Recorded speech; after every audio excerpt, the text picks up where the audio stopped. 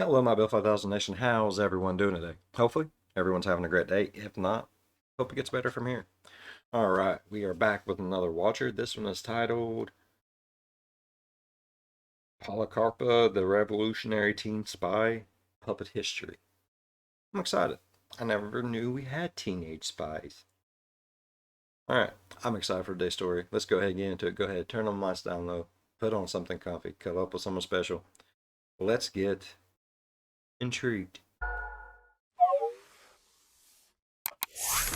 Welcome one and all to Puppet History Online University. Today, we'll be taking an ever-winding look at yet another chapter in the heavy book we call history, while our guests ruthlessly compete for the coveted title of History Master. I am obviously your beloved host, the Professor. A thank you. An icon. Ryan Bergara, are you ready? Yeah, let's do this.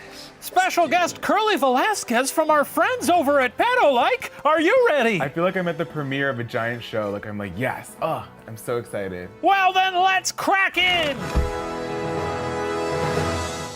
To start us off, please describe yourself at age 21 in 2 words. Oh. Human disaster. Human disaster, okay. Not much has changed, actually. I'm gonna say fun and fashion, and that too, not much has changed. I would describe myself as the Professor. Which makes me wonder, how old are you? Yeah, you know, you start jumping around in time and things get a little funky. Well, if you could ask the subject of today's story, which how could I? It's not like you can just wish to be able to time travel. She might say, Patriota dedicata. Not the fucking genie. Oh god, not the genie. Anything but the genie, Professor. But she's just being humble. Really, it should be Revolutionary Martyr. Today, we're talking about Policarpa Salavarieta, the sewing spy. The sewing spy. Yes. And she's sewing and spying at the same time. That's a lot of work. That's a lot of things to be doing. Well, I guess spies are always doing something other than spying, sort of That's pretending true. to be like, oh, I'm a butcher. Just kidding, I'm spying on you. In the early 1500s, Spain began colonizing the Americas, including the area that makes up modern-day Colombia. Those colonies were governed by the King of Spain, but since he was an ocean away, Spanish viceroys acted as his representatives on the west side of the Atlantic. By 1739, much of today's Colombia was governed by the Viceroy of New Granada. Just giving you a little flavor, some context. Yeah, Okay. not a good time for our people in the No. Americas. No! Yeah, some fun flavor of colonization. Oh! Tasty. Delicious. Policarpa Salavarieta was born in New Granada around 1795 to middle-class parents. They died when she was only around 7 years old, and she began to work as a seamstress in her hometown of Guaduas. Guaduas was a small town between Bogota and the Magdalena. But that's guaranteed work. I mean, people always need stuff sewed.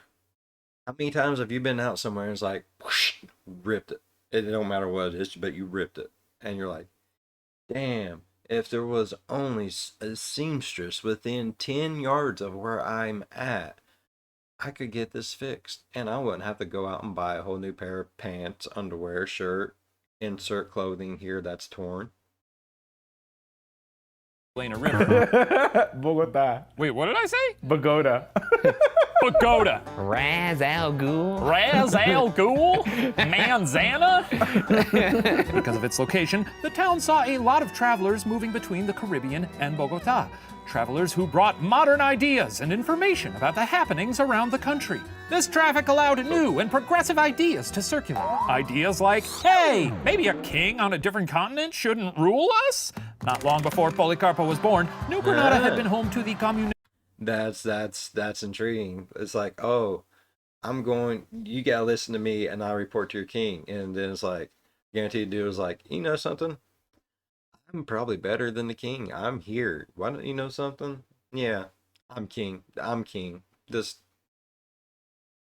Rebellion, an uprising in response to new taxes implemented in 1780 by the Spanish government. It's easy to imagine an orphaned Policarpa becoming inspired by tales of her community taking part in the insurrection. However, though there was some simmering tension about colonial rule from the New Granadans, in general, there wasn't any massive focused push for independence. Instead, events in Europe dropped an early opportunity for independence in New Granada's lap in 1808. Oh, it's time for our first question. Yes. What happened in 1808 to nudge New Granada towards independence? A. Napoleon dethroned the King of Spain. B. A massive volcano erupted in Albania. Or C. Portugal began marching on Madrid. Portugal began marching on Madrid. Oh. Oh shit. I know. I love your little feather pens here. Oh, yeah. It's called a quill, Curly. Hey, Ryan, come on. A rotten jelly bean for you. Be nice to our guest. There it is. Good, I love them. Ryan, what do you got? See, Portugal? And Curly? I'm gonna say A, Napoleon. That was my second guess. Jelly bean for Curly. Yeah. That sneaky little French guy, he's got his paws all over history. In 1808, Napoleon deposed King Ferdinand VII, imprisoned him. Napoleon was just fucking everywhere, wasn't he? Now, is Napoleon the one that always had his arm in his thing because he had a bad arm? Or... in France and put a guy named Joseph Bonaparte on the throne. That's right, Napoleon made his lame older brother Joey Bones the King of Spain. Joey Bones. Joseph Bonaparte, you don't hear a lot about him. Sometimes when you got a lame duck in the fam, you gotta drag them along yourself. I know. I mean, man, if that's not privilege, I don't know what is. You just do nothing and become king. Maybe he was just looking out for his bro, like, well, try being King of Spain for a little bit. See how you like it. Yeah. I mean, I would love to have a family member that just walked up to me and was like, "Hey, Bill," and be like, "What up, bruh? How you been?" "Oh, good. Hey, look, bud. I need you to be king." I'm be like,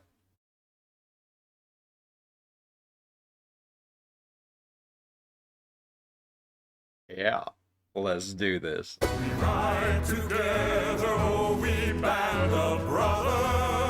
Now, while this same playbook had worked for Napoleon elsewhere, Spain was a tougher nut to butter.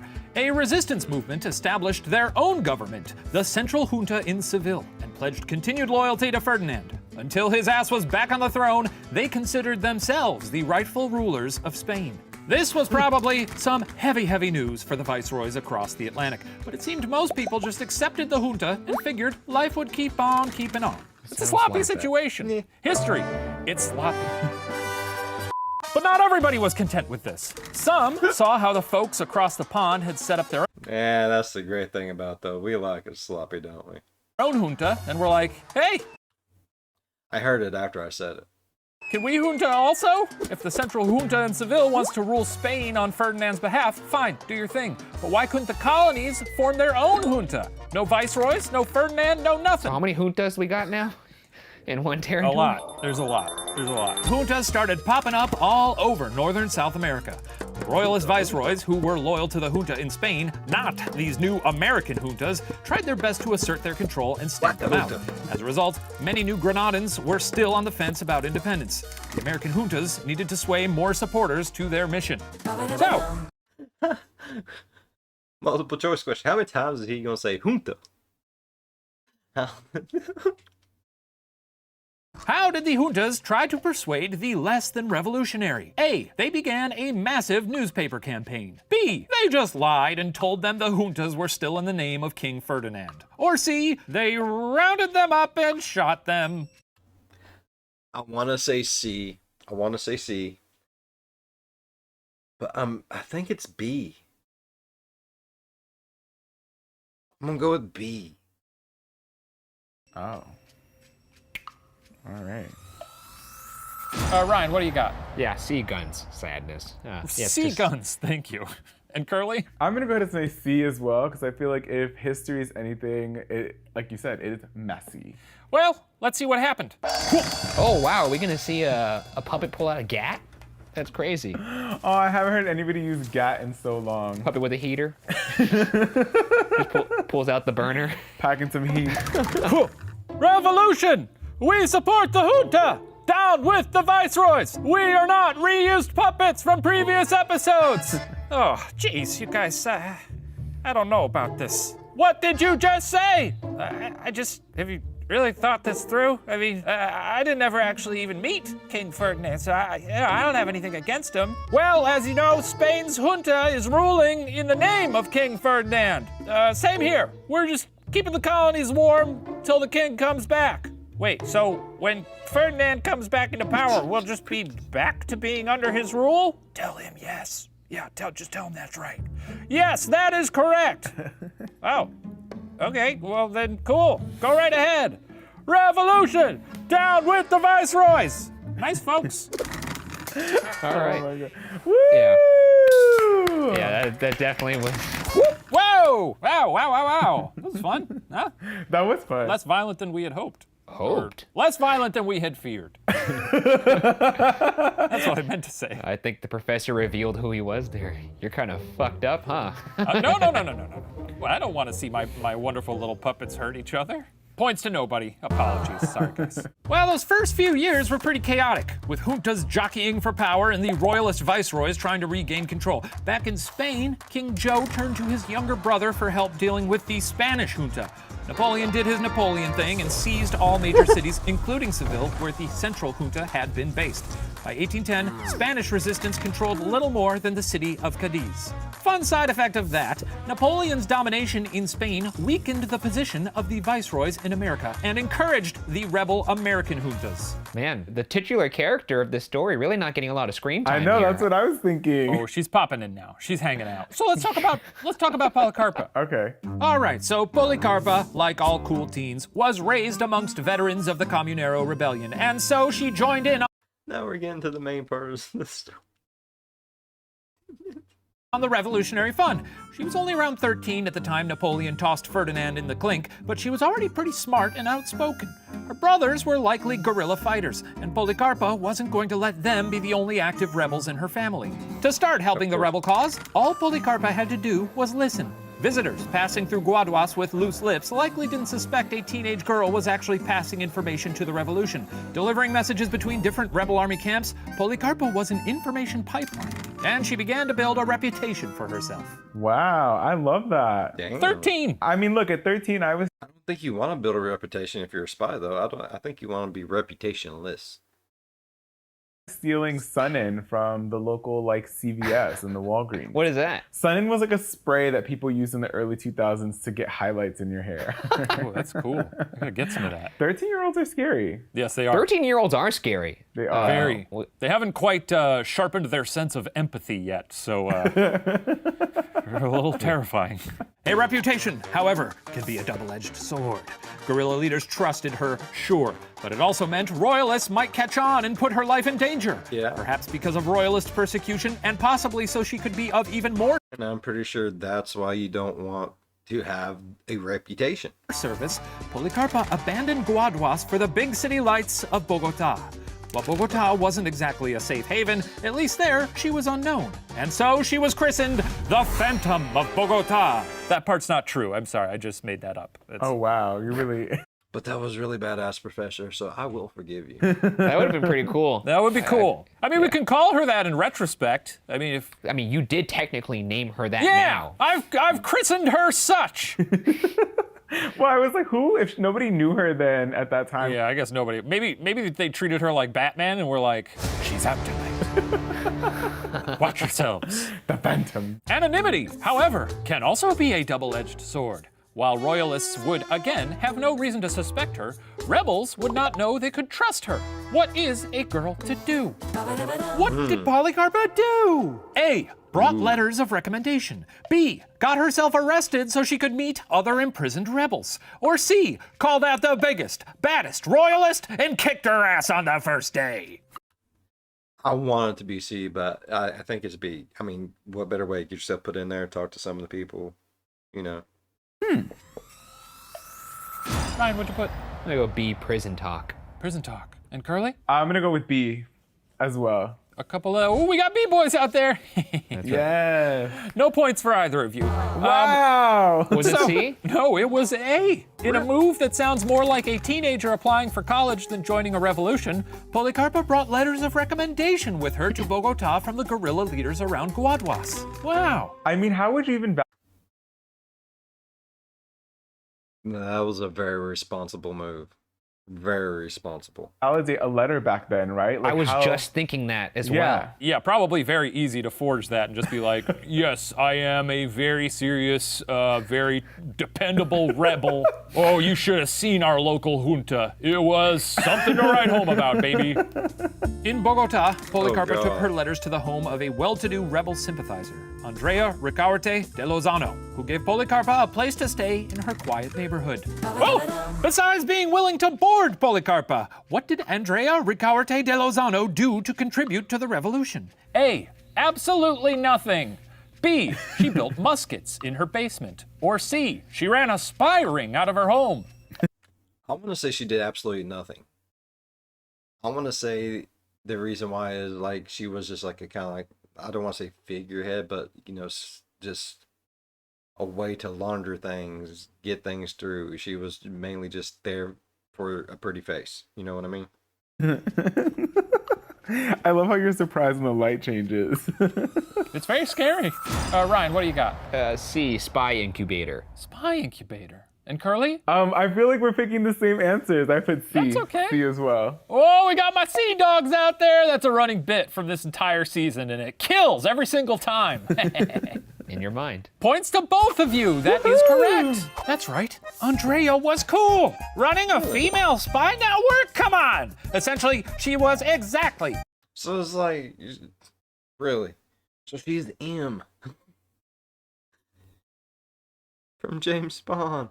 Awesome. The person Policarpa needed to get back into the espionage game. Sounds dope. I don't think I could ever be a spy because I become friends with people so quickly. I'd be like, I don't want to turn this guy in. He's very nice. Like, I wouldn't want Yeah, to that's like. the whole thing. You got to be kind of a sociopath because you have to pretend to be genuine friends with people. I know, that's Well, crazy. maybe like- you would be a good spy then, Curly. You know, everyone wants to be your friend. You get the information out of them. But then eventually, if he wanted to be a successful spy, he would have to turn his back on them, and then there would be turmoil in our sweet Curly's soul. Exactly. Now, their relationship was mutually beneficial. As Andrea would later write, quote, with the arrival of Policarpa, the political work accelerated. And as she was unknown in the city, she came and went with liberty, facilitating correspondence with the juntas and the guerrillas. I'm wondering what the Smart, spy to though. person ratio is in this. Who To be that young, she is very smart. I mean, not to just know exactly what she wants to do, but to know how to go about doing it such an appropriate way. She's fucking genius. our town. And I wonder if the spies know who's a spy. Like, does the spy know that? That's exactly what I Spy versus spy. was wondering. Because in Yeah. Mafia, you know who the other Mafia are. You know who the other bad guys are. So it helps you Spies- kind of. You know what? I bet how it works is some spies know who other spies are, but some spies don't know who other spies are, even if those spies know who they are. Kind of like that. Their secrets have secrets. Yeah, it's a web of intrigue. A tangled web. Being unknown meant Policarpa was It got complicated. able to land seamstress jobs inside the homes of wealthy royalists, richos. Policarpa would sit in the corner, sewing and listening for information that could serve the rebel cause. Once again, no one suspected the quiet girl replacing some buttons on a blouse was actually an important rebel spy. Nor did anyone realize that royalist documents lying around the house always happened to disappear when that same young seamstress was around. Wow. Hey, maybe she could also, like, if she was a really good seamstress, like, put a pattern in, like, the way she sewed, like, under, over, under, under, means need tampons. Yeah. You always got to be aware of the quiet ones. But also, too, like, somebody had to have brought her in. Yeah. If somebody comes to my house and I'm like, oh, they're quiet, like, I don't know, like, somebody that I trust would have to make it so that I trusted that person in my house. Yeah, but Curly, here's the thing. You're a nice person. Yeah. I would imagine a lot of these people were like, yeah, sit in the corner and do my stuff and don't talk Oh, to yeah. me. Oh, yeah, you're right. Don't make eye contact with me. Don't even look at me. How dare you? Don't you You're look at right. me. You're right. I'd probably sit in the corner with her and be like, where are you from? Yeah. And still, Policarpa did more. So how'd you get here? What went wrong in your life? According to one report or another, she visited captured guerrillas in prison, bringing them food and information. She made illegal alcohol to finance the cause. She persuaded young men drafted by the royalists to defect and join the rebellion. She sewed guerrilla uniforms while working in the homes of royalists, and she coordinated supplies for the rebellion. Colombia's tourism board asserts she even supplied guns to the revolutionaries. Man, she Bobby Big digging it, bruh. Now, it's important to note, Policarpa was still not yet 20 years old. Also, you would be insane to posit to someone else in this town, like, you know, I think that seamstress is a spy. There's something about that girl. Here's my theory. She's the leader of an illegal spy ring that's running through our town. And everyone else was like, I don't know, man, I think she's just putting buttons on a shirt, dude. Yeah, how about you chill? You also thought she was stealing your documents, Ryan. No, No, she hit my pants perfectly just the other day. I've not had a problem with it since, sir. I swear to God, it's her. I know it's her. While Policarpa took on a staggering amount of revolutionary responsibility at an early age, she was nevertheless still a teenager, and you know she was crushing on a hunk. Policarpa met Alejo Sabarain at Andrea Ricaurte de Lozano's house. The two young revolutionaries soon fell in love, obviously. I think it's pronounced Alejo Sabarain. What did I say? You said Alejo Sabarain. Sorry, let me take another stab at that. Alejo Sabarain. There we go. Oh, here's a nice description. Quote, "It was a fleeting, idyllic romance which slipped by in an atmosphere of expectation and of mystery, while the two principals were surrounded by danger and by war, and destined to end in tragedy." Romeo and Wow. Juliet. Who wrote that? I know. Did she write that about the relationship? No, it was some article from like Utah during World War II. Sexy ass Utah. Yeah. For now, we'll leave Policarpa and her young lover alone while we check back in with Europe. Yeah, we're going back to Europe, sorry. Even though his younger brother had all but handed the entire country of Spain to him, Joey Bones could not get the people to accept him. The Spanish rebels adopted a new constitution in 1812 called Damn, Joe. the Constitution of Cadiz, named for their last stronghold. By now, you can imagine that Napoleon was getting pretty fed up with the resistance to his brother's government. So, whoa, hey, what did Napoleon do? A, he sent the full force of the French army to destroy the junta in Cadiz. B, he threatened to execute Ferdinand VII if the resistance didn't back off. Or C, he released Ferdinand. I mean, from what I remember about Napoleon and history books, like he was a war mastermind. Like he was a strategic genius. I want to say he sent the full force of the French army to destroy Wanta, and I do. I want to say he did that.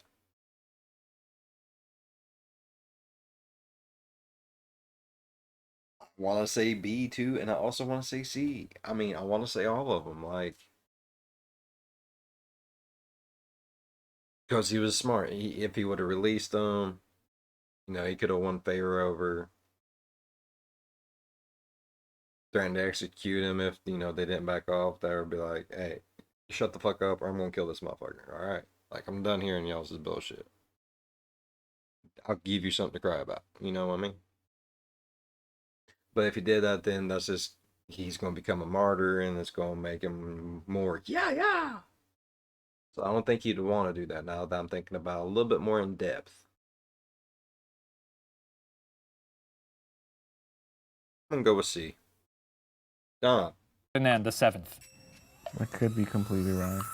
All right, Ryan, what do you got? I put A, little guy wants blood. And Curly? Oh man, I like your answer, but okay. I went for C. Oh, I'd be that's like, very sweet of you. I hope that he released him, but Yeah, that would be the nice thing to do. We're going to find out right now. And by the way, Ryan, to your comment, Napoleon wasn't actually all that short. It was a bit of a misnomer. Oh, what was he? He was 5'6". That's not tiny. wow. That's pretty small, isn't it? No? Back then, I'm pretty sure that was average. I always Oh, thought he yeah. would be like 5'2". Bigger than you think. You know, bigger than you think. Let's find out what happened. Let's see. It's me, Joe Bonaparte. Hey, Napoleon, my little brother, I have a favor to ask. Joseph, Jesus. Jesus, what? I already made you king of a little place called Spain. Heard of it? Yeah, I know. Thanks, again. But the people, they still don't like me. They've got this new constitution, and it seems like I'm really not in their plans for the future. Yeah. Maybe I should just not be king? Oh, this again. Oh, Joe. Joe. What are we gonna do with with you. Well, who should I put on the throne then, huh? I was thinking maybe Ferdinand? I mean, he likes it there. The people like him. Fine. Release the Spanish king. I mean, do you want me to do that? I mean, you're looking at me. Do you want me to? No, not you, anyone. I guess, I mean, if you want to, but not necessarily you. Yes! Fart humor never gets old. Just doesn't. give me all the farts. You were right. You were right, Curly? You put C? Woo! A history point for Curly! So Ferdinand was released in December of 1813 and back on the Spanish throne in 1814. Once back on the throne, Ferdinand must have not been too happy about the news from the colonies. He sent General Pablo Murillo and an army of roughly 10,000 men to South America to regain royal control. By May of 1816, Bogota was back under Spanish control, putting an end to the brief period in which the Spanish colonies first began to try to rule themselves. But having had a taste of self-governance, New Granada saw a new resistance movement begin. Spanish General Murillo was not pleased with this and set up an organized persecution of anyone who was suspected of being involved. If caught, people could lose their property, be exiled, imprisoned, or even killed. Amidst the heightened danger, Policarpa continued her work until one grave misfortune.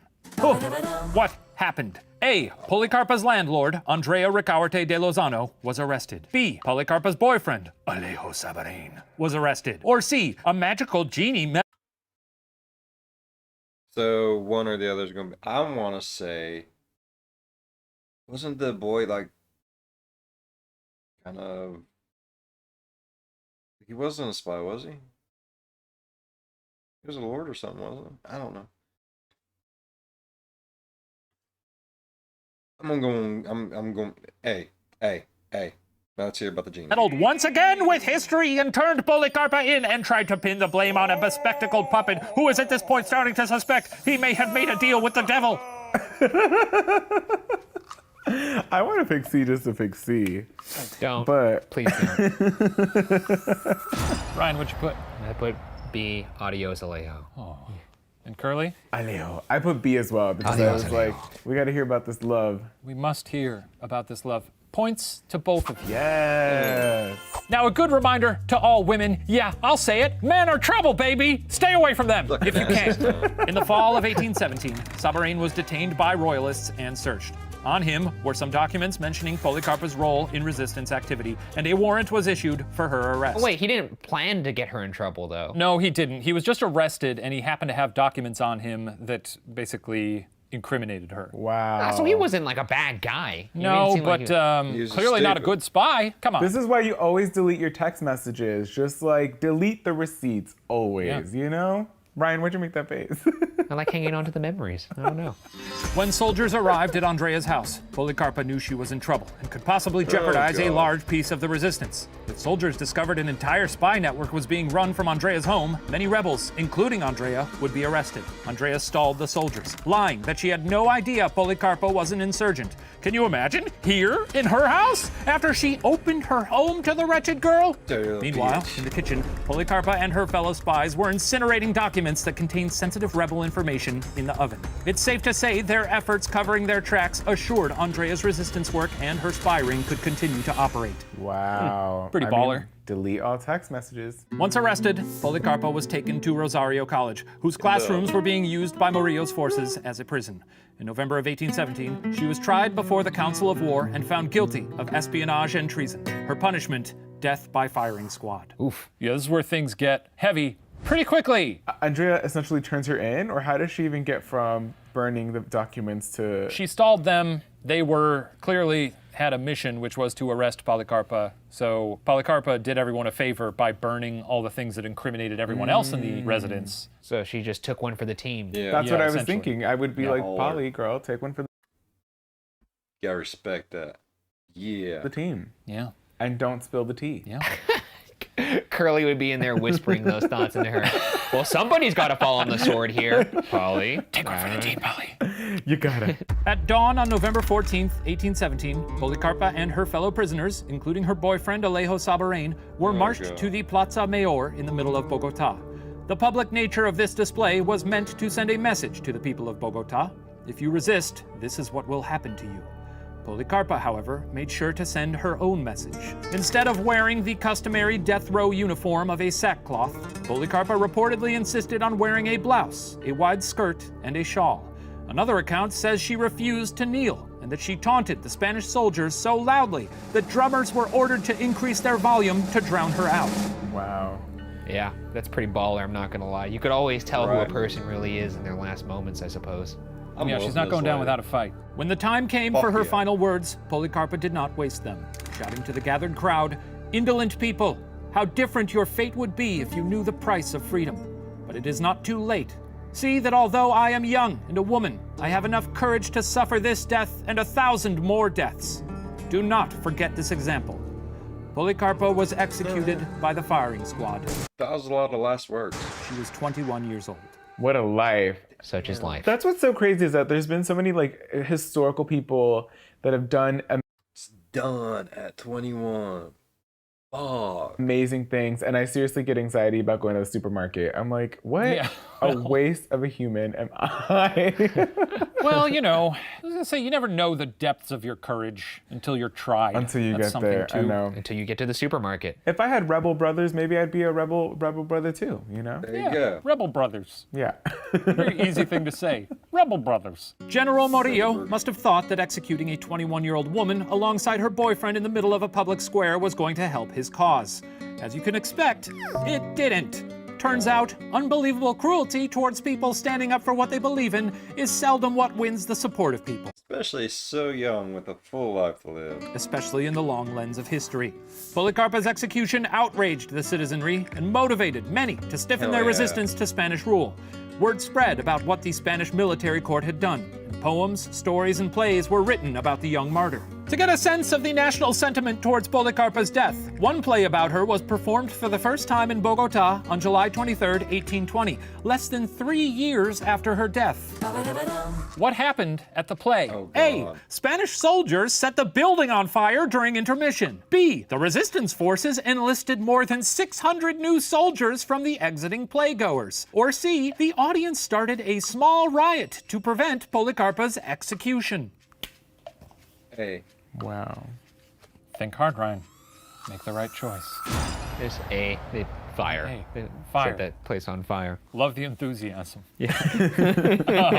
Curly, what do you got? I'm gonna go with B. I think that they probably recruited a bunch. I bet you people were super inspired by it, and they were like recruiting outside. Like, yeah, you want to join the cause? Fuck yeah, I want to join the cause. And then, Junta merch. Well, let's see what happened. Where'd my guy go? Where's my guy? Where's my little guy? Oh, there he is. Two playgoers. Watch the play.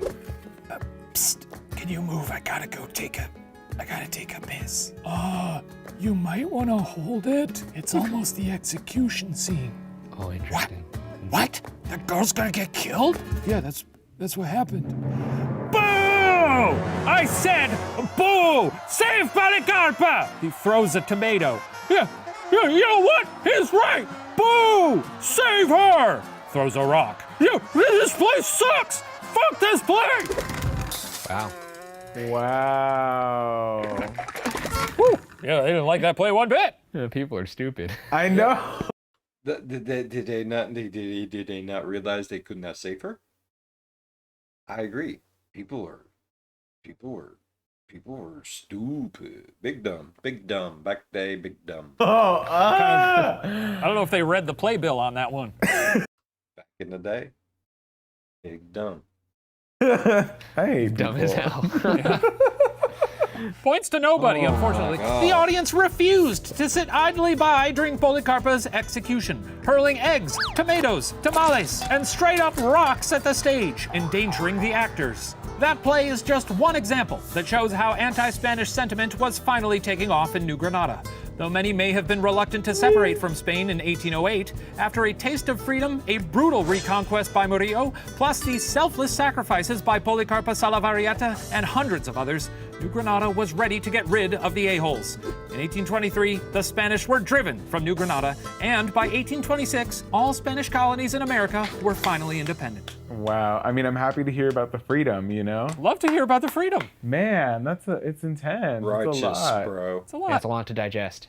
Today, Policarpa is considered Colombia's most recognized woman, and her face graces the Colombian 10,000 peso note. Colombia's Women's Day is commemorated cool. each year on November 14th, the day Policarpa was executed. La Pola, as she's commonly called, continues to be a symbol of patriotism and inspires countless to stand up for what they believe is right, even in the face of extraordinary pressures. If Policarpa can face a firing squad at age 21 with an uplifting commitment to her cause, then we should all be able to find the strength to at least speak up for what we know is right. Good I like that. That's beautiful. for her. I mean, love that. An inspiring woman. That's so powerful. I mean, today and always, that is super powerful to not be afraid to stand up for what you believe in. I love her. I love this story. This was fantastic, Professor. I loved it. That will conclude our history lesson for today. All right, well, I'm going to go tally the scores to see who receives the coveted cup and the title of History Master. That was an amazing story. Like, that was very, like, stand up for what you believe in. I like that. Even if you gotta, die at the hands of a firing squad, so be it. While I do that, please enjoy this special performance from Policarpa's sewing spool. Wow. Hey there, I'm a spool. That's a great spool. Thank That is a you. pretty good spool. Yes, you look great, spool. When you're the spool of a seamstress, I'm telling you, you really see some shit. Well, there's a new trend going around. Folks are pledging blind loyalty to the crown. Have royalists any shame? Sniffing the throne of some tool in Spain. I hate to say it, something must be done. Why don't we start out with step number 1? You gotta snitch on the rich. I insist you try your best to spy on high society. As discussed, you must trust that upper crust, toss their asses on the menu, cause it's time to eat. Oh, independence! It's a coming. Go on and hide inside your homes. Snitch on the rich. We got eyes, and we got ears, and let me tell you, folks, we're taking notes. Hi, look around you, out your window. Tell me, did you notice anything concerning? All those crowds and angry people waving pitchforks. Gotta tell you, sure seems like a revolution is emerging. Well, there's a hoota over here, and a hoota over there. And hey, a couple hootas over there, and over there, and over there. Yes, a lot of hootas. Jesus Christ, that's a lot of hootas. Got it. Snitch on the rich. I insist you try your best to spy on high society. As discussed, you must trust that upper crust, toss their asses on the menu, cause it's time to eat. Oh, the independence, it's coming. See you on outside the homes. We must trust that upper crust, toss their asses on the menu, cause it's time to eat. Oh, you feed me. Yummy, yummy, yummy, yummy, yummy, yummy. Woo! Feed me, Seymour, feed. I was moved by that song. That was a good song. Wow, Absorbed that you was into it. so good. Some seamstress humor. Anyway, you guys are not going to believe this. Color me surprised. Curly Velasquez is our history master, and so he has rightfully earned the coveted cup. He did Ryan, this thanks time. for trying. Curly, go claim your reward. Really? Right now? Yes. Okay, let me see. Good work today, Ryan. Yes. What? Now you're not going to talk to me?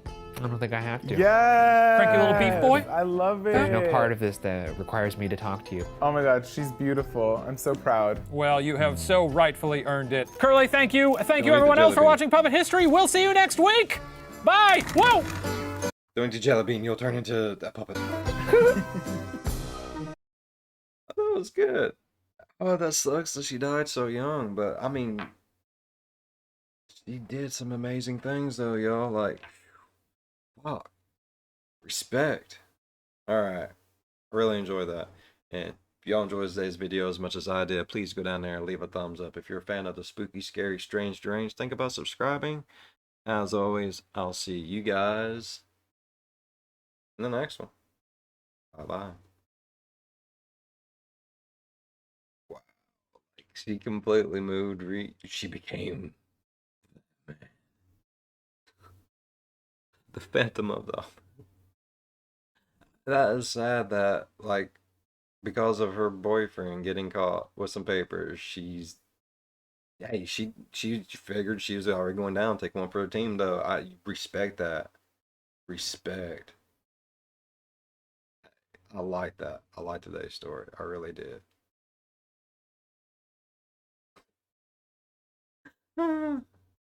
Puppet history. You just gotta put a smile on your face, right?